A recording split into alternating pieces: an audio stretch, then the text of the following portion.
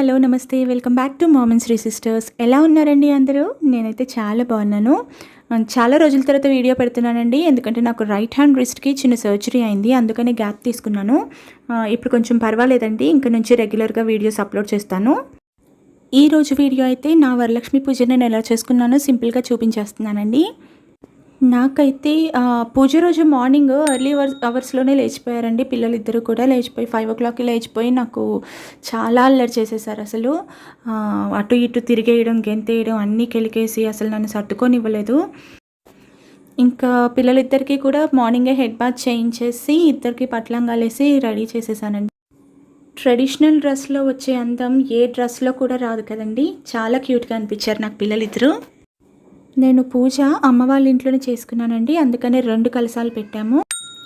మా మదర్ నేను ఇద్దరం కూడా వర్క్ షేర్ చేసుకున్నామండి. మా అమ్మగారేమో ప్రసాదాలన్నీ రెడీ చేశారు, నేనేమో దేవుడి దగ్గర అన్నీ రెడీ చేశాను. అమ్మవారిది ఫేస్ పెట్టి రెడీ చేసుకోవాలని నాకు ఎప్పటి నుంచో ఆశ అండి, అది ఇన్ని రోజులకు తీరింది. ఈసారి చాలా సింపుల్గా చేసేసానండి. అంటే బింది అది పెట్టి కూర్చున్నట్టుగా అలా కాకుండా సింపుల్గా కలశానికే బ్లౌజ్ పీస్నే కుచ్చులులాగా పెట్టేశాను. అమ్మవారి ఫేస్కి మాత్రం కొంచెం కళ్ళకి కాటుకది హైలైట్ చేశాను. లిప్స్ దగ్గర రెడ్ కలర్ నెయిల్ పాలిష్తో హైలైట్ చేశాను.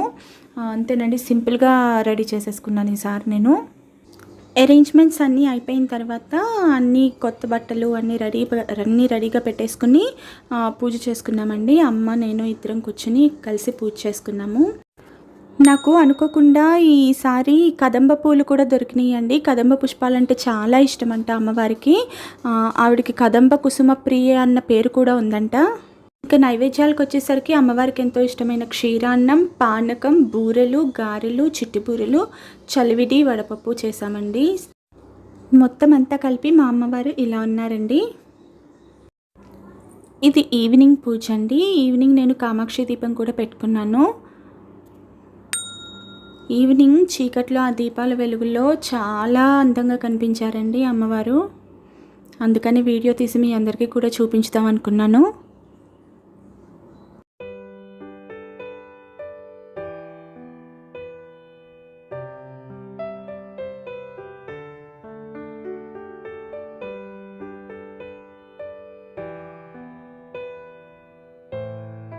మొత్తం కలిపి ఈవినింగ్ అమ్మవారు ఇలా ఉన్నారండి. దీపాల వెలుగులో భలే అందంగా ఉన్నారు కదా. ఇది నెక్స్ట్ రాఖీ పౌర్ణమి రోజు అండి. శ్రీనిధి శ్రీవల్లి ఇద్దరికి నాట్ వేయడం కూడా రావట్లేదు.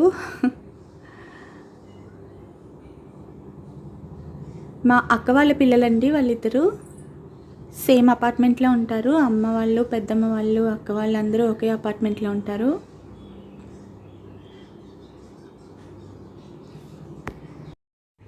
అదండి, ఇంకా అలా జరిగింది నా వరలక్ష్మి పూజ, రాఖీ పండుగ. నేను ఈ వీడియో కనుక మీకు నచ్చినట్లయితే వీడియోని లైక్ చేయండి, షేర్ చేయండి, మన ఛానల్ని సబ్స్క్రైబ్ చేసుకోండి. పక్కనే ఉన్న బెల్ ఐకాన్ని క్లిక్ చేసి ఆల్ అనే ఆప్షన్ని సెలెక్ట్ చేసుకుంటే కనుక నేను కొత్త వీడియో పెట్టగానే మీకు నోటిఫికేషన్ అయితే వచ్చేస్తుంది.